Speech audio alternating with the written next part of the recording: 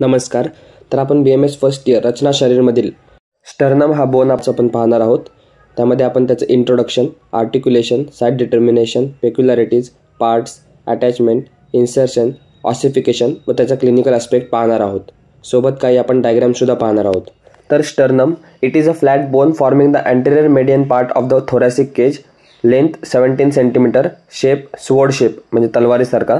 Parts मॅनोब्रियम, स्टर्नी, body आणि झिफॉइड process. हे स्टर्नमचे 3 parts आहेत. नेक्स्ट आहे मॅनोब्रियम स्टर्नी म्हणजे तर आपण इपिस्टर्नम असं म्हणतो. It is a quadrilateral in shape. It is thick and strong part of the sternum. It shows 2 surfaces आणि 4 borders.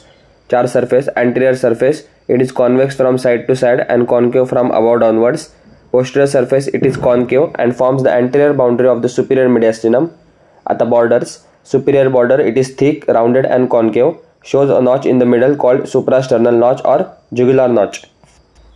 On each side is another notch called as clavicular notch which articulates with the medial end of the clavicle to form sternoclavicular joint. Second border is inferior border. It joins the superior border of the body to the sternum to form manubriosternal joint. Lateral borders 2. There are 2 in number. They are form primary cartilaginous joint with the first costal cartilage and shows a demifacet for the articulation with the upper part of second costal cartilage. The manubrium makes a slight angle with the body, convex forward, called the sternal angle or angle of Lewis. याचे आर्टिक्युलेशन्स 3 आहेत. स्टर्नोक्लॅव्हिक्युलर joint, sternocostal joint आणि मॅन्युब्रियोस्टर्नल joint जे आता आपण पाहिले. Next आहे body of the sternum. त्यालाच आपण कॉर्पस स्टर्नाय म्हणतो. It is longer, narrower and thinner than the manubrium. The total length of the body is about twice that of manubrium. It is composed of 4 segments called the sternibri. It is widest close to its lower end, opposite the articulation, with the 5th costal cartilage. It shows 2 surfaces, 2 borders and 2 ends. इथे तुम्ही diagram पाहू शकता स्टर्नमचा. हा अँटिरियर view आहे. त्यामध्ये आपल्याला वरती suprasternal notch दिसतो, त्यानंतर क्लॅव्हिक्युलर नॉच दिसतो. वरचा जो पार्ट आहे त्याला मॅनुब्रियम म्हणतात, मधला जो आहे त्याला बॉडी म्हणतात आणि खालती छोटीशी आहे ती झिफॉइड प्रोसेस आहे. आता या प्रत्येकाच्या ठिकाणी तो जॉईंट आहे तो बघून घ्या. आणि इकडे जे उभे आहेत ते 7 कोस्टल कार्टिलेजेस आहेत आणि रिब्स आहेत. तर हा डायग्राम तुम्ही असाच पेपरमध्ये काढा. कंटिन्यू करूयात. सर्फेसेस. आता आपण बॉडी ऑफ स्टर्नमचे सर्फेसेस बघतोय.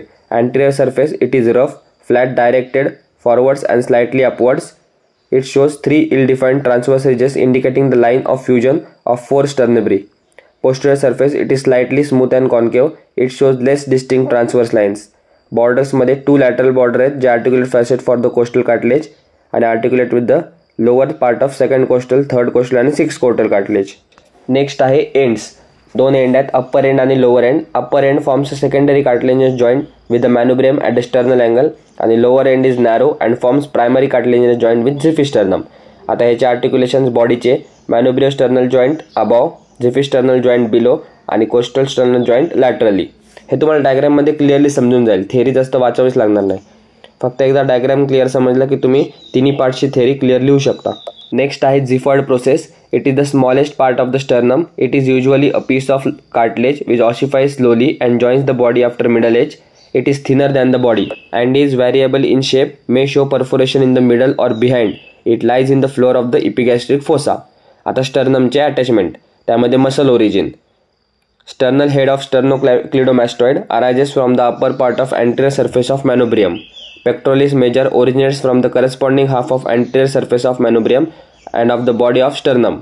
The origin extends onto the costal cartilages. Next आहे sternothyroid and sternohyoid arises from the posterior surface of the manubrium. Sternocostalis originates from the lower part of posterior surface of the body of sternum. Diaphragm originates from the posterior surface of the xiphoid process. होते origins. आता आपण muscle insertions पाहूया. The medial fibres of the rectus abdominis get inserted on the anterior surface of the xiphoid process.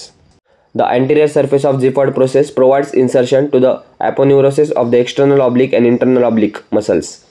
The lateral borders of the xiphoid process provides insertion to the aponeurosis of the external oblique and internal oblique and transverse abdominis. आता other structures. The suprasternal notch gives attachment to the lower fibres of the intraclavicular ligament and to the 2 subdivisions of investing layer of cervical fascia.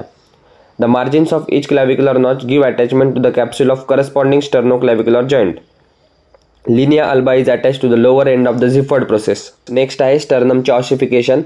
In the cartilaginous sternum, 5 bony centers appear from the above downwards during 5th, 6th, 7th, 8th and 9th month of the development. The upper center forms the manubrium.